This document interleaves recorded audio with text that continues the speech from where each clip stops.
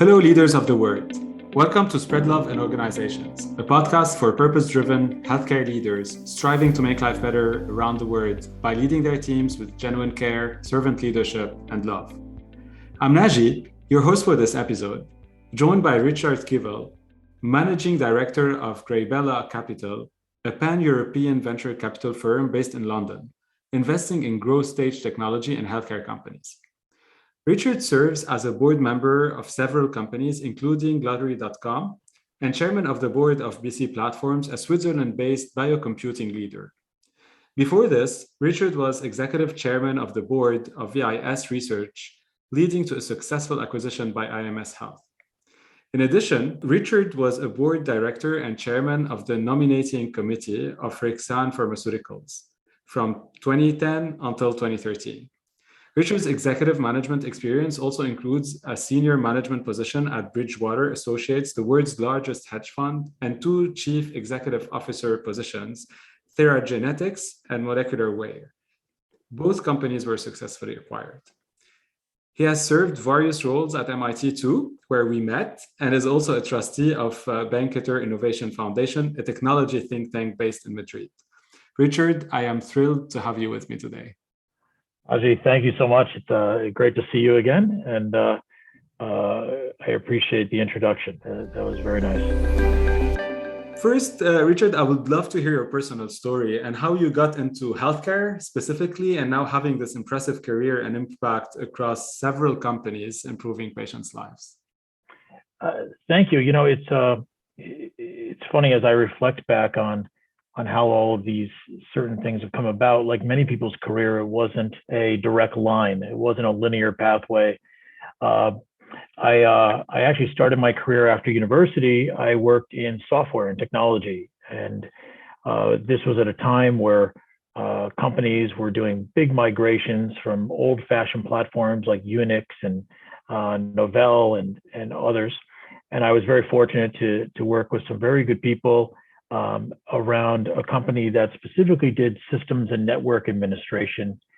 And I was brought in there just simply as the vice president of sales. And my job was to identify the right type of clients and also build a sales team. We were based out of the Boston area. We then expanded into Colorado and then into the Bay Area. And it was a really exciting ride. This was at a time where many of the .com companies were starting to explode. And we were very fortunate to be really the provider of a lot of the back-end infrastructure for those companies. We then were fortunate that we wound up taking in some investment from a well-known investor named Brad Feld. And Brad is somebody who I'd known many, many years prior to that. Brad was an MIT grad and ran a great group called Feld Technologies, has now gone off to run many companies and one of the most successful venture funds. But at the time, Brad was interested in doing a really unique thing in that industry, which was to do a large web hosting roll-up. And our group happened to be the group that helped put everything together from a technology perspective. So as they acquired companies, they would hire us in to do additional work to allow all those systems to integrate. So long story short, my career started in technology. I was very fortunate to work with people like Brad and Jennifer Lawton and others. That company ultimately grew, went public on NASDAQ, and then through acquisition grew to well over 1,000 people. At that point, I found that technology was really where I wanted to be. But I wanted to try something in the healthcare sector and looked at a number of opportunities. And ultimately, my first CEO gig was back in 2001 as CEO of Molecularware, a company you mentioned in your introduction. This was an MIT spinout and was also, back then, the MIT business plan competition was just simply called the MIT 100K. And it's, or the 50K, I should say. And now it's the 100K. It was a really fascinating company because what they were doing is they were allowing very, very complex laboratories like Lawrence Berkeley National Lab or let's say the Koch Institute's predecessor, which would have been the Whitehead Institute. these type of laboratory environments to communicate with all of the instruments that they had within their environment with a single interface. If you walked into the Broad Institute right now, for example, you would see everything is run by very complex laboratory information management systems. But if you walked into the Whitehead 15, 20 years ago, each instrument, meaning each robot, each scanner, all had its own computer. And they didn't really talk well with each other, and it made it very difficult. So they were using Excel spreadsheets, the researchers very often, to track the experiments. And an MIT alumni, really interesting guy named Seth, he started Molecularware, won the MIT 50K entrepreneurship competition, and some investors from the UK put some money in, as well as some others. And then about 2 years later, they needed to really professionalize the organization, raise more capital, and they needed somebody who understood sales and marketing and software. I didn't have any clue what bioinformatics was at the time. Had never walked into a laboratory in my life, and took a risk. And as I mentioned, this was my first CEO job, and very quickly I learned to come up to speed on the world of research, and specifically the world using microarrays and looking at genomic and proteomic expression. I also went back to school at UPenn over the summer and did a biology class there. And simultaneously, we were together building this great company. And it was one of the earliest laboratory information management systems out there. That company went on to raise capital and then was successfully acquired. I helped transition that firm into the new entity that acquired us. But I had been very lucky during that time, Naji, and going to board meetings with people that were based in London. I thought, you know what? I love healthcare. I love technology and this incredible convergence of technology and healthcare, biotech and pharma. But I'd love to do something outside the US. And a few years later, after taking some time off, I wound up taking a position as CEO of Theragenetics, which was a UK genetic diagnostics company that spun out of King's College. So that's how I landed in the healthcare space. Well, thank you for sharing. And you tried kind of different in type of industries, different countries, and obviously you've been in those exec position and now in venture capital. So you obviously been seeing leaders doing their jobs and teams working together for success of what they're building. Do you have like a magical recipe for a winning team that you have seen across the different experiences you have? Well, that would be great. If I had that recipe, I could just bottle it and sell that. As you can imagine, that as you've held leadership roles or even been in roles where you had very good leaders or very bad leaders near you, it's a continually learning experience. There's not a beginning, a middle, and an end. There's a beginning, a middle, and then you just keep on learning. And the fundamentals in companies, especially fast growth private companies, are much different than, let's say, the fundamentals in a Fortune 100 company with 50,000 or 100,000 employees globally. The fundamentals in a startup are different in the sense that every hire that you make is a significant event for the company. When you're dealing with early stage companies, let's say that have less than 100 employees, that one or two or three bad hires can really have a super negative impact. Imagine if you only had 15 employees and you made 2 or 3 bad hires. So I think the fundamentals anywhere are, it starts with the hiring, but in startups, there's no room for error. You can't make a bunch of bad hires because you bring somebody on board, you get them into your team, the technology, they get to know the culture. Ultimately, they fail. They wind up leaving 7 or 8 or 9 months later. You've essentially lost probably a year and a half. You had the time to recruit them, the time to train them, the time to bring them on board. Then they depart, and now you start the cycle all over again. So I think one of the key ingredients of a recipe is you have to hire the absolute best people that you can afford to hire. Do not hire people that you know are B or C grade people, because ultimately they're going to need to be replaced. Whereas if you're shooting constantly for bringing the very best, the brightest, the most experienced people aboard, yes, you might not be able to pay the salary they want, but you can incentivize them with stock. Maybe you can incentivize them in other ways. And if they're not the right person, that's okay. You now have built a relationship with that person. They've gone through that interview cycle. You keep in the back of your mind that maybe after our Series A or B, we'll go back to that person, but you keep searching for the best people. There's an old expression, which is A-level people hire A-level people. B-level leaders hire C-level people. So if you want to build a great organization, always search for people that are smarter than you, more experienced, that have outstanding talent and expertise.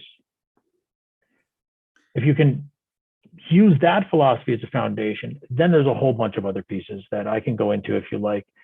Are they a good fit culturally? Do they have the right principles and values? Do they have shared values and principles that the rest of your organization or the organization you endeavor to build have? Or are they somebody that's completely going to be on the outside, but they're very talented?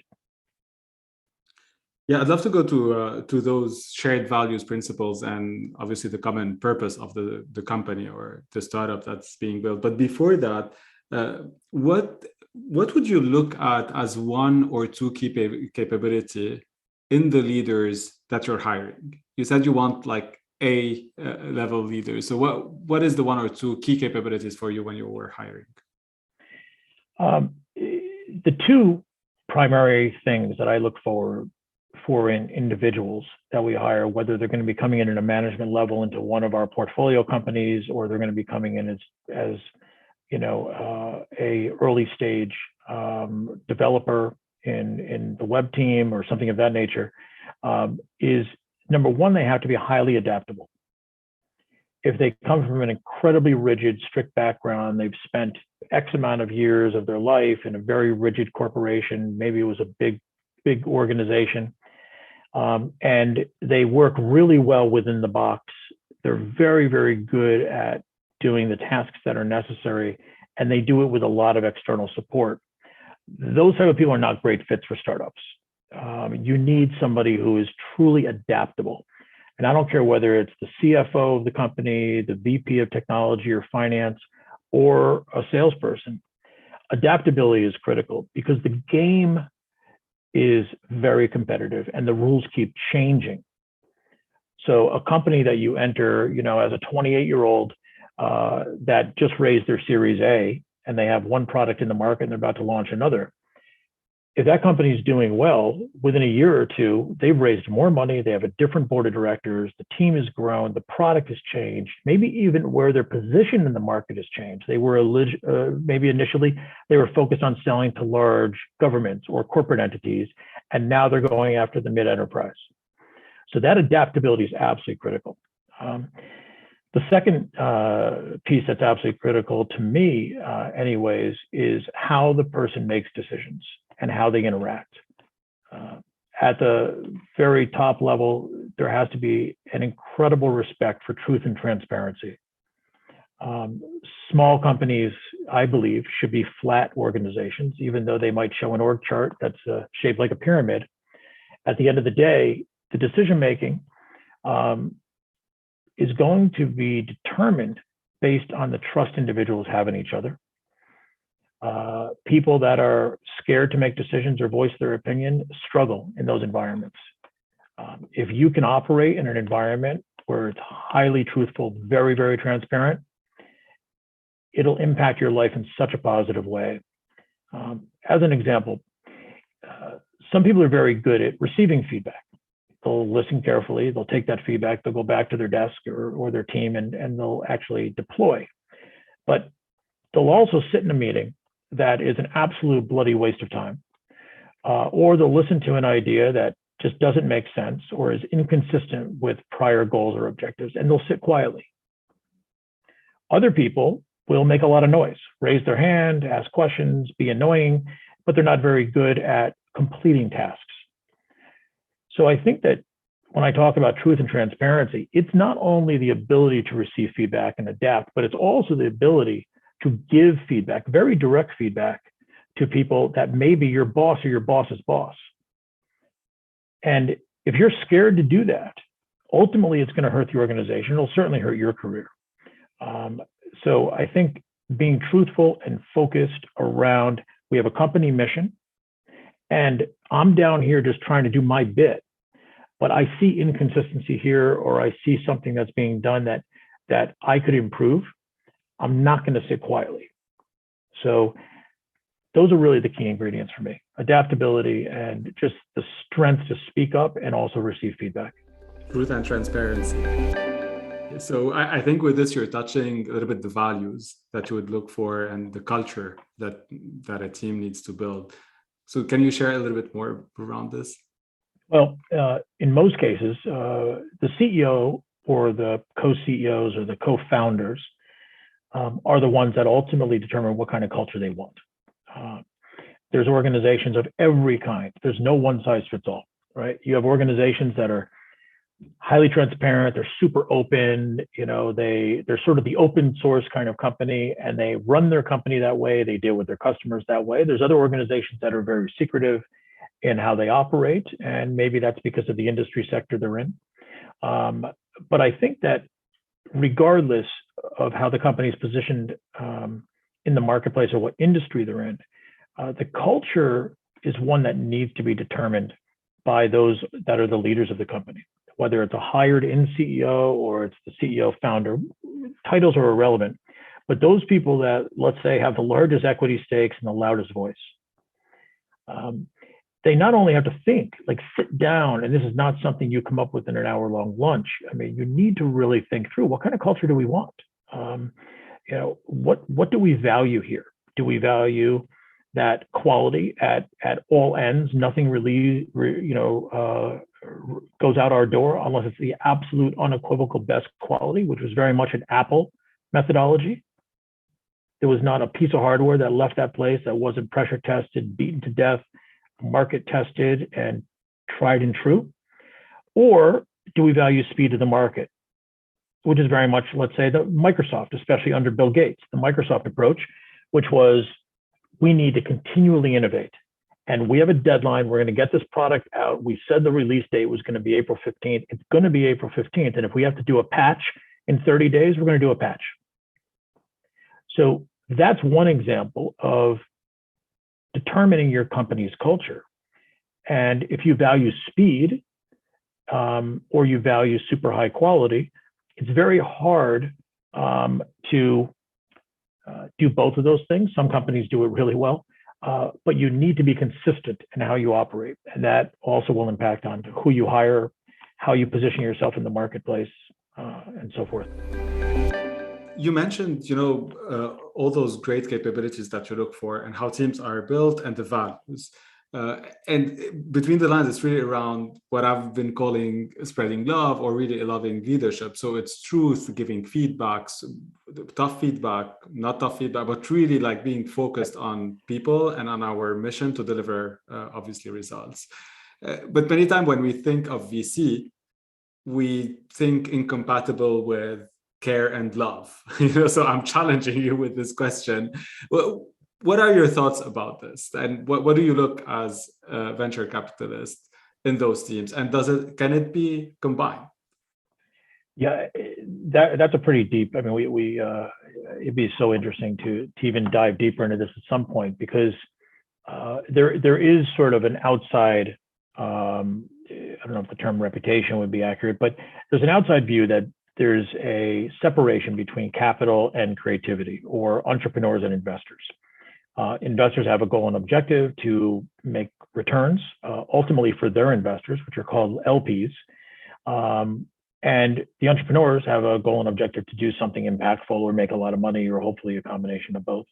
I don't personally see the line that dark. I see it in a very gray area. And this comes from my background is almost my entire career was building and selling growing companies for investors, whether that be as a VP reporting to the CEO, or as CEO, or as chairman. where the CEO is reporting to the board. In all of my roles, which make up most of my career, I was in an operating role. It's as simple as that. And when we had very good investors, not only willing to write a check and understand how challenging it is to build a company on budget, dealing with competitive landscape, dealing with externalities, you see which investors actually are in it because they believe in the mission and the goal, and which ones are in it for the capital, right? So as a CEO or an operating executive in a company, you see this really up close, right? And everybody smiles and is nice, but at the end of the day, when things get really difficult, the investors who actually have high degrees of empathy, but also can be very direct, are the most valuable. The ones that can tell you, this is a terrible decision, or you guys missed these numbers, you did not follow the process that we'd all agreed to, or whatever it might be. That very direct, but also empathetic in the sense that they recognize that not everything goes as planned. And that creates, as you called it, sort of this fear and love concept, right? There's a level of fear, of course. I have to report to my board, I have to report to my investors, but there's a level of mutual respect versus a model where a CEO fears their investors perhaps, and their investors will replace the CEO at the drop of a hat if they think it's going to impact their earnings, their returns. So as I moved slowly into, because it was not a binary snap of the finger type of thing. I after years of being on the operating side, then started doing business angel investment, mostly in Europe, because I was living in London for a long time, and then doing a lot of work in Spain and elsewhere. And then slowly evolving to creating GrayBella Capital, which is the pan-European fund I now run. When we think about who we invest in, we think about it through the lens of us as former executives running companies, right? And we think about it, does this CEO have a vision? Do they have principles? Do they have goals and objectives that are going to keep them tied and committed to this organization beyond just the fact they own a lot of stock? If they're in it for just the money and they're looking to do a quick flip, they're looking to just drive this thing as fast as they can, those are the CEOs that actually are really difficult to work with. Because if ultimately, let's say the market for M&A or public offering suddenly closes, now that CEO has to work 80, 90 hours a week trying to figure out where they're going to get their next fundraising. They become very demotivated because they can't see when that exit will be, if they're exit driven. So that's one thing that's very critical for us, is we invest with people we really like, people we want to have beers with and that we'd be thrilled to run into on a weekend. And that's critical. And the second piece of it, you look around the team of those CEOs and you see, is there more fear or is there more love when that CEO comes into the office? Do the people really respect that individual, or they fear that individual? Because people that fear that individual more than they respect them, ultimately will find someplace new to work. Whereas if they respect that woman that's running the company, and they think like, listen, this is a difficult time. We weren't expecting, that fundraising to take so long, but boy, she is committed. And you respect that person. They're open to feedback. You're going to suffer through the difficult times, and you're going to love it when the times get really good. And that doesn't happen unless there's a high degree of empathy, very much a team respect, and it starts at the top down. I would want us to go now to a session where I will give you a word, and I'd love to get your reaction to it. Sure. So the first word is leadership. Tom Brady. Tell us a bit more, especially for those around, before coming to the US, I didn't know Tom Brady that much. I'm sure, even though our company is based in London, I still come back to my Boston, New England roots. So for those that know Tom Brady, I don't need to expand, but Tom Brady, or know of him, Tom Brady is the essence of leadership. The title doesn't matter. He's not the coach. He's not the owner of the team. He's not an executive manager in the team. He's a team player. And he's a quarterback, which is just a role. That's it. And his ability to impact the forward momentum and the success of the Patriots was beyond compare. Not because he listened to everything that his coach, Bill Belichick, said, but because they worked as a team. So leadership has nothing, absolutely nothing to do with titles. It doesn't matter whether you're sitting at the tail end of a 50-foot conference room with 80 people staring at you, or you're the person that blends into the middle. You always know that person's a leader, no matter what their title is. And I'm sure you've experienced this yourself, whether it be sitting at a conference room, we all know who the CEO is, there's a hierarchy, and there's that one person that you're like, like they got their shit together. Like they are convincing, they are committed. And that's what I think about when it comes to leadership. What about entrepreneurship? Yeah, so entrepreneurship is one of those terms, kind of like big data and AI, that's just thrown around all over the place. And I think it's overly used. I think, somebody that sets out on their own to create a 1 or 2 person consulting company considers himself an entrepreneur, and so does Mark Zuckerberg.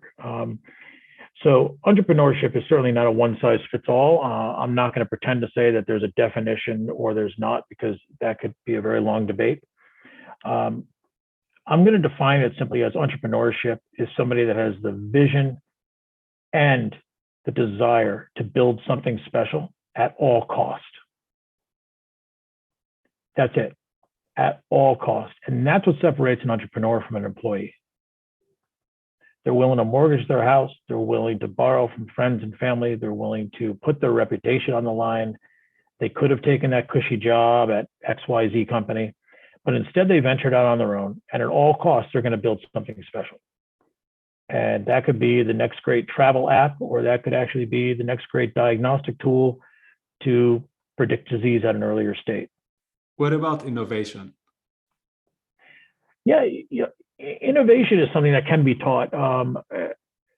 It's funny because I find everybody uses innovation, innovation centers, innovation companies, every bank, every company has an innovation team. And I think there's nothing wrong with that. I think that innovation is actually just a way for us to be almost like children. Kids, when they make their Christmas list, they have no boundaries. They have no barriers. You ask a 25-year-old to make a Christmas list, you'll get back a list with 4 things on it. You ask a 15-year-old, maybe you'll get back a list with 15 things on it. You ask a 7-year-old to make a Christmas list, you know what? You're going to get 6 pages and a whole bunch of pictures. And innovation has to start in that place. It has to basically start at the highest level, which is there's no barriers. Stop thinking about the budget. Don't think about your role, how you're restricted. Don't think about the fact you don't have enough expertise to do X, Y, or Z. It has to be very open, and it needs to be heavily moderated. Innovation does not happen in a vacuum. You are not going to be as innovative sitting in your office in your own little world, coming up with ideas, as you're going to be with 3 of your trusted advisors or your team of 15. But it needs to be very, very moderated in that way. And I don't mean moderated in the formal sense, you have a moderator, but you need to have ways of thinking through and managing all of the data, whiteboarding it, capturing that, fine-tuning that. If not, you'll just have a mess. It'll be like alphabet soup. Ultimately, you want something to come out of it. Yeah, structured somehow. Structured, yeah. I'd love to hear from you, healthcare innovation. Like, how are you? What is the big things that is coming that you see will transform healthcare? Again, it's those huge words we massively overuse and hear. But from your lens, what is the one big thing that will be coming? One, there's hard to be one in healthcare these days. I mean, you do see so much happening in imaging technology. You're seeing a lot happening in the area of biomarker discovery and the ability to do personalized medicine diagnostics or therapeutics, aligning the right patient to the right drug based on their genetic makeup is one just tiny example. You're seeing new incredible technologies like CRISPR technology and others that are coming out and transforming the way drugs are developed. And One of the areas that we particularly find compelling is a field called spatial biology. And there's a number of companies that are now working in this field. Spatial biology, by all accounts, is I think one of the potentially most impactful ways that companies are beginning to develop and do decision making for whether it be drug development or other types of tools and so forth. So I think that would be certainly one of the leading areas for us. The final word is spread love in organizations. It's funny, in the business world, people don't really use the word love very much, but they'll express their commitment or their happiness or their loathing for certain things in industry. And the fact of the matter is, I think it all comes down to essentially love, because if you love what you do, you're more passionate about it. If you treat the people around you with love and compassion and respect, they do the same. If you treat them with disrespect and all of the opposite things, well, they're going to treat you the same, or they're going to go someplace else. When you take a look at most studies around why great companies succeed or why great teams are built, there's volumes of philosophy, but one recurring theme is people feel valued. People will leave a very high paying job because they just feel nobody gives a shit. I am not valued. I'm doing my thing. And yes, they pay me well, but I've lost the fire that whether it be emotional or intellectual stimulation. And when you think about that, like, that comes down to love. It comes down to, do people here really respect what each other do, no matter what the role is? I don't care whether it's, the guy or girl that are flipping grilled cheese sandwiches in the company cafeteria with a smile on their face every day, the VP of sales that's, struggling to hit his budget.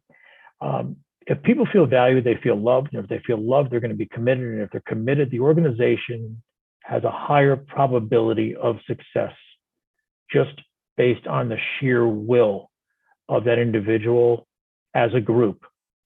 What an amazing reaction to this word, Richard. Any final word of wisdom for healthcare leaders around the world? That's a great question, because, I served as CEO of a number of companies in healthcare, but I really never really would have had a chance of succeeding in that field if it wasn't for the advisors and the mentors I put around myself. So, to make it really simple, whether you're a PhD in molecular biology running your first company, or you're a business person that just wants to have impact and be inside of an organization, or build an organization that's going to change the lives of patients or the research community.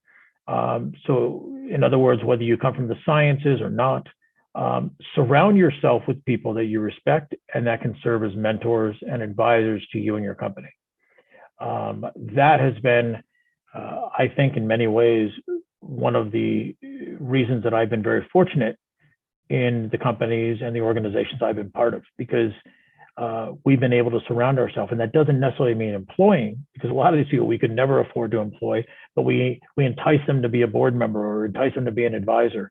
And that, by all accounts, it's a rocket ship to success, because you're able to not only learn through your own experiences day to day, but you're able to gather experiences through that other individual around how they manage those situations in others. And it provides clarity. Thank you so much, Richard, for being with me today. Oh, thank you, Naji. It's been fun, and I look forward to seeing you again soon in Cambridge, Massachusetts, and congratulations again on your upcoming graduation. Thank you all for listening to Spread Love in Organizations podcast. Drop us a review on your preferred podcast platform and connect with us on SpreadLoveIO.com or LinkedIn. Most importantly, spread love in your organizations and spread the word around you to inspire others and amplify this movement our world so desperately needs.